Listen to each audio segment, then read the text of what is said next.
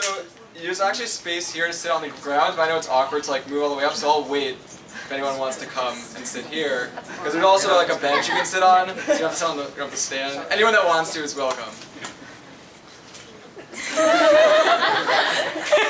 Your choice. Okay. I'm going to be using some terms that maybe not everyone's familiar with. So there's a glossary in the back of the. Yeah, glossary specifically for Moshe. Everyone look at it. So you can look it up if you will. This poem is dedicated to Hashem and to Danny Gross. And it's called Arba Amot. I remember being a kid. It was incredibly uncomfortable. My childhood was full of awkward moments. Times when I felt ashamed as my soon-to-be divorced parents were fighting and I had to ask my friends to kindly leave the house. Or times when I was made fun of because of my weight or called gay because that's what middle schoolers did. Or times when I looked in the mirror and vividly asked God to make me skinny and make my teeth white because only then would I have friends. And in these moments of intense discomfort, I often retreated to the bathroom of all places because I knew that when I was in there, no one else could be. It was my safe bubble. It was my Arba Amot. But I quickly discovered that one cannot daven in the bathroom, and eventually I had to leave the library of fantasy books I kept with me to face the uncomfortable reality. So I learned to pray. Shema Yisrael, Adonai Eloheinu, Adonai Echad. Listen, Israel, Hashem is our God, Hashem is one. This declaration is a Jewish child's first memory, and it will be their last. It is said as mothers and fathers took their children into bed at night, and it is said in times of crisis when people wish for that same comfort. It is a code, a creed, and a companion for every lonely man of faith. I remember being 9 years old and going to shul with my mom, standing outside the double doors of the men's section waiting for some nice man to let me sit with them in shul. I remember feeling embarrassed and ashamed for having to ask for help, for being different. So I stopped going to shul for a very long time and played pretend pirates with my sister instead.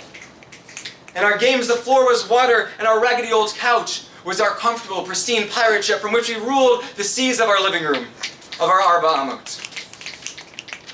But as I got older, my Ima told me I had an obligation to daven, so I did.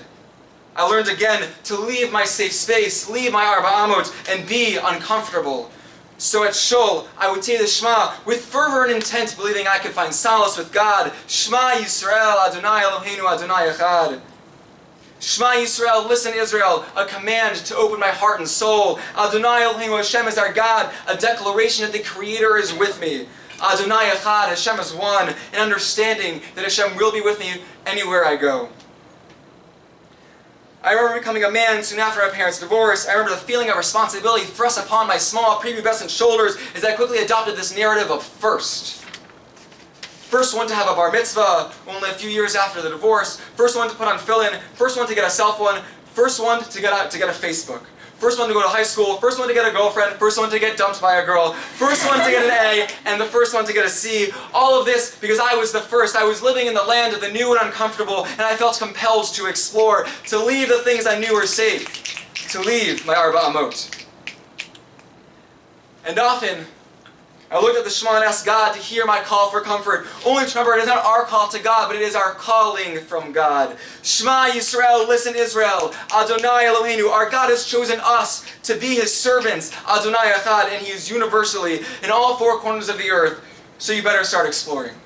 The Shema compels us to action, to hear the calling of God and embrace the greatness that has been thrust upon our shoulders. To look past ourselves and our Arba Amot and see the divine in every corner of creation. To have the courage to rise up and truly serve Hashem and make Kiddushei Hashem in every place. To engage in the creative process that God has blessed us with. It is not a choice, but it's an obligation incumbent on every single one of us. But this code, this rallying cry of the soul, this sentence uttered by so many for so long, is challenged today by the apathetic atmosphere attached to college life. And it happens to me too. As the laziness and contempt continuously pour in my Arba Amot, I feel myself drowning in shallow indifference. I see the easy way out is just to ease into the current wave of easy A's and effortless irrelevance. I search for my companion, my creed, my code, my key to the door, unlocking the divine. But as I mumble meaningful words meaninglessly between the distractions of tests, I search for the divine and ask him to help me recognize his tests. I go on Facebook and everyone is asking, which teacher is easier, what class is easiest, and what is the easy way to succeed in college? College, the ivory tower that enables the quest for knowledge knocked down to become another step in the winding staircase of life. Looking to survive instead of to thrive, we become slaves to things that don't really matter. We don't care to learn, to try new things, to talk to people we never talked to before, to take a class in a subject foreign to us, to do anything out of the ordinary, to push ourselves above our GPA and outside our community. We maintain our repetitive routine as we say the Shema 3 times a day, but we can't hear it over all the other noises in our head. So I often leave doubting, depressed, and disappointed, not in the divine, but the people shushing his songs and praise so they continue their conversation with the person next to them in their Arba Amot. They walk blinded by adulthood, wanting to get out of tefillah instead of into it. And then I am disappointed in myself as I watch when I fail my own divine tests, or even worse, when I don't see them at all. And as a kid, I saw these tests and I knew what had to be done because kids live in a world where they delve into the depths of curious caves only to find adults, Plato's men, in the cave, closed off from reality, refusing to see the truth, not leaving the safety and comfort of their Arba Amot. Some say you only live once, but they just don't get it because you only die once. You have to live every second. Kids know what it means to embrace the unknown and to live fearlessly and passionately, to leave their makom kavua and sit next to someone new because they understand that the only reason we have a makom kavua is to give it to someone else. So as a kid, I had to leave the bathroom, even though it meant facing the unknown. So today, as I look out upon the crowd, I ask that we begin to run, to begin to explore, begin leaving our Arba Amot.